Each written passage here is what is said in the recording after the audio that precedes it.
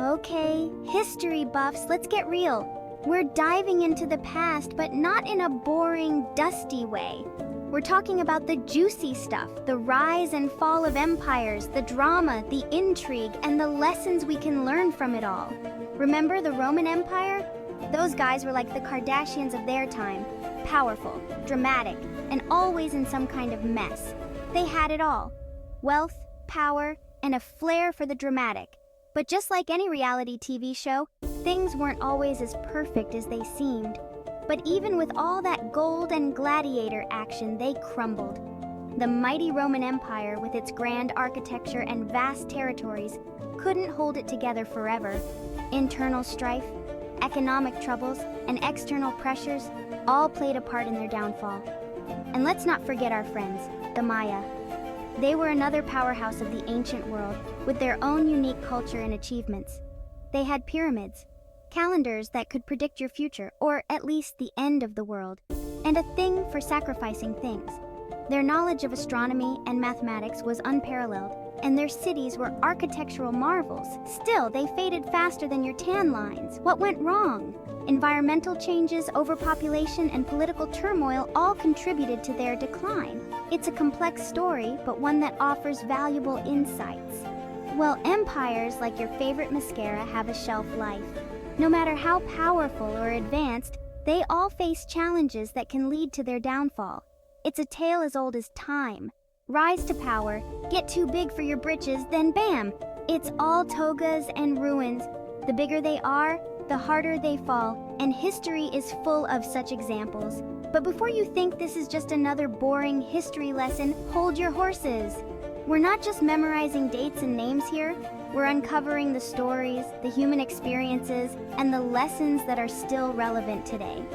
Because guess what? Learning from the past is like totally in right now. It's vintage, darling. And just like vintage fashion, understanding history never goes out of style. And understanding why these once mighty empires bit the dust might just give us some serious life hacks for the present. By studying their successes and failures, we can gain insights into our own society and avoid making the same mistakes. You know, like avoiding a similar fate and all. So let's keep our eyes open, learn from the past, and maybe, just maybe, we can build a future that's a little bit wiser and a lot more resilient. So, why did these empires kick the bucket? What led to their downfall, and why couldn't they keep it together? Think of it like this. They basically ghosted themselves. They stopped responding to their own needs and issues, much like ignoring a series of urgent messages. They stopped answering their own needs. Imagine a store that never restocks its shelves, or a city that never repairs its roads. Eventually, everything falls apart. The Romans got a little too obsessed with their emperors. Talk about a toxic relationship. And their borders got so big they couldn't keep track of all the drama. They were so focused on their leaders and expanding their territory that they forgot to manage the basics. The Maya? Let's just say they weren't exactly eco-warriors. They deforested their land to the point of no return, leading to severe environmental consequences. They overfarmed their land like it was going out of style, and then Mother Nature threw a climate change tantrum they couldn't handle.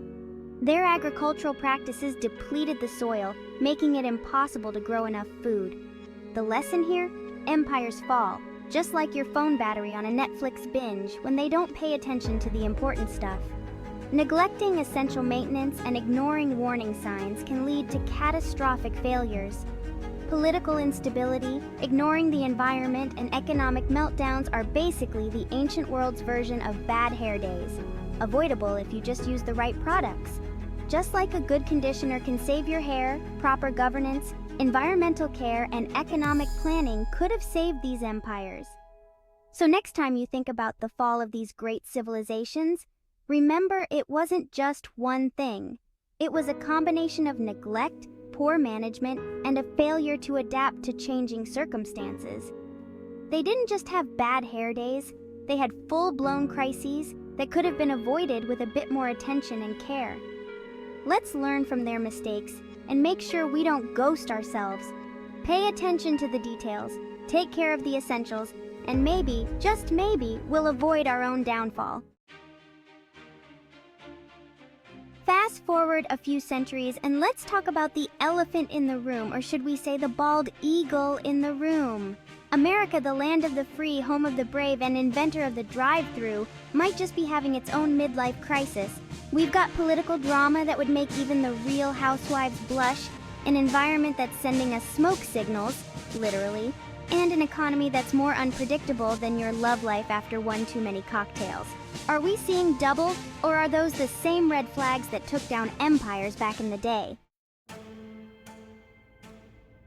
Let's be honest, American politics lately have been messier than a breakup text. It's like everyone's forgotten how to adult and they're taking it out on Twitter. Remember when politicians at least pretended to be civil? Yeah, me neither. This whole divided we fall thing, the Romans tried it, and spoiler alert, it didn't end well.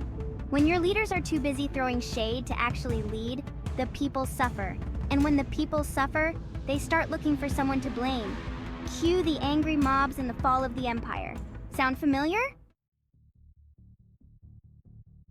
Okay, so maybe climate change wasn't a thing back in Roman times, or maybe it was and they just blamed it on the gods. But environmental neglect? Totally a classic empire killer. Remember those Maya guys and their deforestation problem?